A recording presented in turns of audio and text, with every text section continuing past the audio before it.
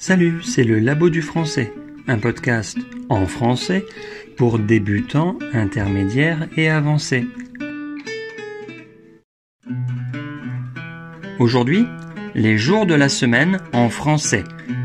Lundi, mardi, mercredi, jeudi, vendredi, samedi, dimanche. Voilà, à bientôt. Non, on continue à parler des noms des jours en français et dans d'autres langues. Pourquoi est-ce qu'ils ont un nom parfois? Dans certaines langues, on les compte, tout simplement. C'est à cause de la mythologie gréco-romaine et nordique. Dans quelle langue est-ce qu'on compte les jours? Eh bien, en portugais, en grec ou en chinois, par exemple.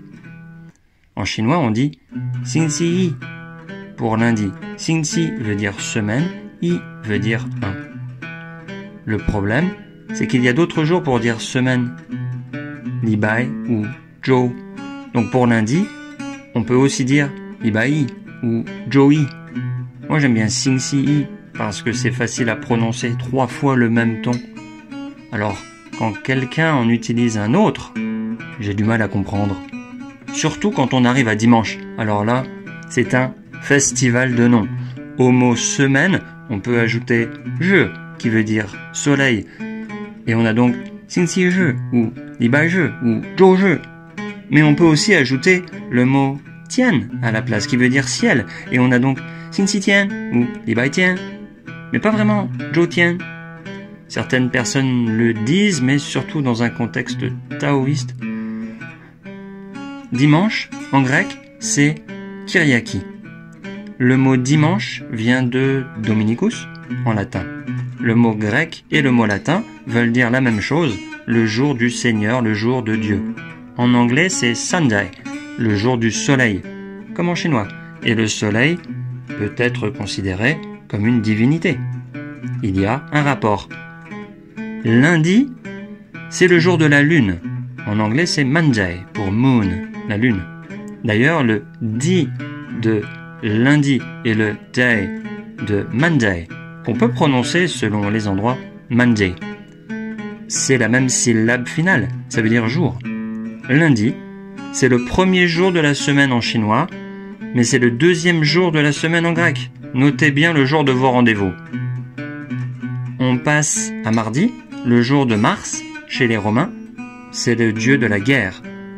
Les Romains ont emprunté les dieux des Grecs et leur ont donné d'autres noms, mais les Grecs n'ont pas donné de nom de dieu païen, c'est-à-dire non chrétien, au jour de la semaine.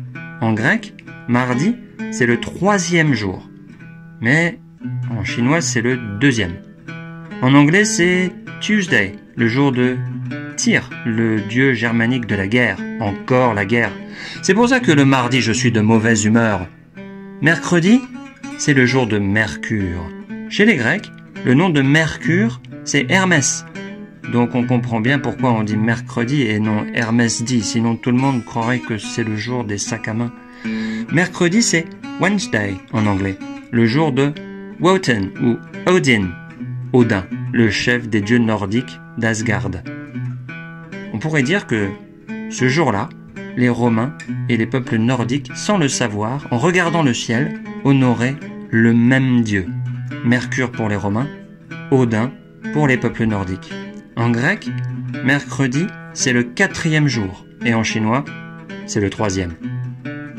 Jeudi, c'est le jour de Jupiter, le jour du dieu romain, qui s'appelait Zeus en grec. C'est pour ça qu'on dit jeudi comme Jupiter, et non pas jeudi comme Zeus. En anglais, c'est Thursday, le jour de Thor. Jupiter et Thor sont tous les deux dieux du tonnerre et de la foudre. Ce n'est probablement pas un hasard. C'est le 5e jour en grec, le 4e en chinois. Quel décalage horaire ça fait. Vendredi, c'est le jour de Vénus, la déesse de l'amour chez les Romains, appelée Aphrodite en grec. Mais on ne dit pas Aphrodite, ça aurait été un peu trop affreux.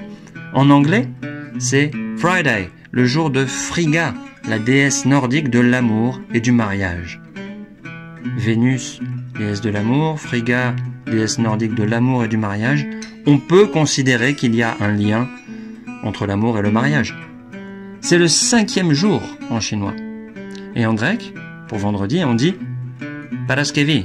C'est le jour de préparation au sabbat, c'est-à-dire au jour qui suit, samedi. Samedi, en anglais Saturday, c'est le jour du sabbat, c'est-à-dire du repos. En chinois, c'est le 6e jour. Et voilà, on arrive à nouveau à dimanche. Si vous écoutez ceci un dimanche, je vous souhaite un bon dimanche. C'est le seul jour de la semaine où on peut dire bon. On ne se souhaite pas un bon lundi, ni un autre jour.